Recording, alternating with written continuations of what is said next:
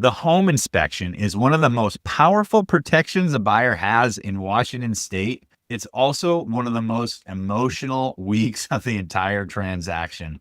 Chris, when the inspection week hits, what's really happening? So inspection, great protection to the buyer. When the inspection week is going on, we will schedule it for a single day. Buyers are probably as nervous as your sellers at that point because it is a big leverage to the buyer. One of the things that not a lot of people know, and I've taken care of a lot of clients in Washington, you can walk away for anything or nothing.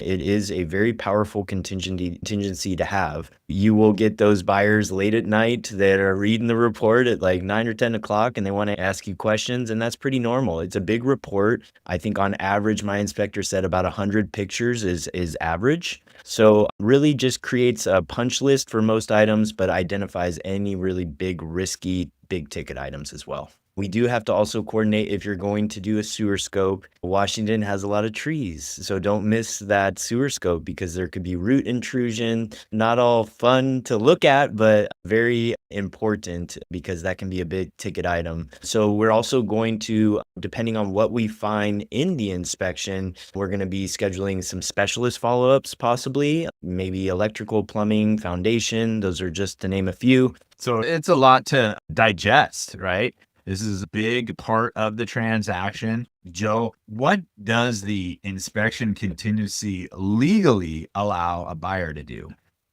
As Chris mentioned, the inspection contingency is one of the most powerful contingencies we have. By default, it's 10 days that the buyer has to hire an independent contractor inspector to come in and look under the hood.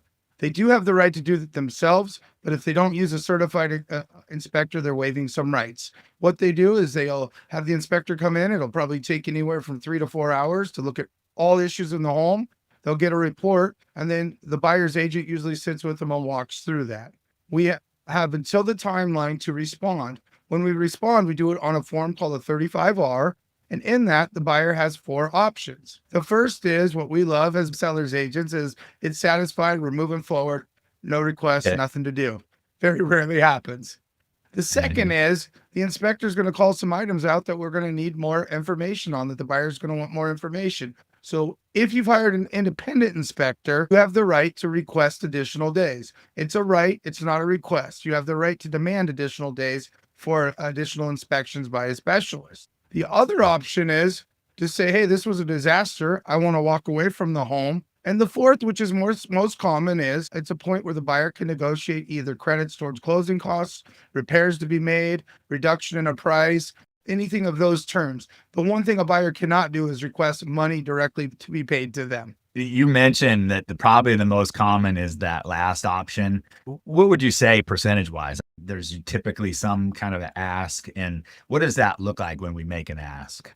I would say probably at least 75% of the people that have done an inspection ask for something. And what do they ask for typically? Depends on the need. Oftentimes they want to control the process after closing. So they'll ask for money to be contributed to their closing costs. What that does is it allows them to hire and control the project at their own time and just All right. So Ashley, why do inspection reports scare buyers so much? Yeah, good question, right? So inspection reports scare buyers because they're long, technical, kind of written in caution-based language, even when the home is in solid shape. Most reports are 40 plus pages, packed with photos, notes, flagged items. So to a buyer, and especially a first-time buyer, it can read like a list of disasters instead of a condition snapshot. Everything tends to sound severe inspector language. Inspectors are trained to call things out, conservatively. So normal wear and tear and minor issues can feel major when read without context. Buyers also struggle with the difference between routine maintenance items, age-related wear, and true material defects. Without guidance, it all blends together and triggers panic. First-time homebuyers especially can spiral into, did I choose the wrong house? So this is where agents step in to reframe and prioritize. You want to separate safety issues from maintenance. You want to identify what's common versus what's uncommon. Get specialist bids when needed, put findings into cost and urgency perspective, and remind them that no home, even new, has a perfect report. That's interesting, right? I was just going to say, so we've seen between us, I don't know how many hundreds of real estate transactions. Have you guys ever seen a clean home inspection report? No, no. No. I mean, no clean, perfect home. meaning a few items on there, right? Right. No such thing. Yeah. So there's a lot on there. Chris, you said 100 pictures, and Ashley, you talked about all this technical stuff. This feels like something that we should do, right? So let me ask you guys, should buyers ever waive that inspection? Well, as a debt broker, I have to say absolutely not. It's never in your best interest to waive that inspection. Now, we do have market realities that Chris and Ashley can speak to. Yeah, I mean, it's a huge negotiate. When I, as a listing agent, will really strongly suggest that we look at any offer without an inspection because of the leverage that you have as a buyer. Like Joe mentioned, basically, you got site control with an inspection. So you can ask for anything or nothing.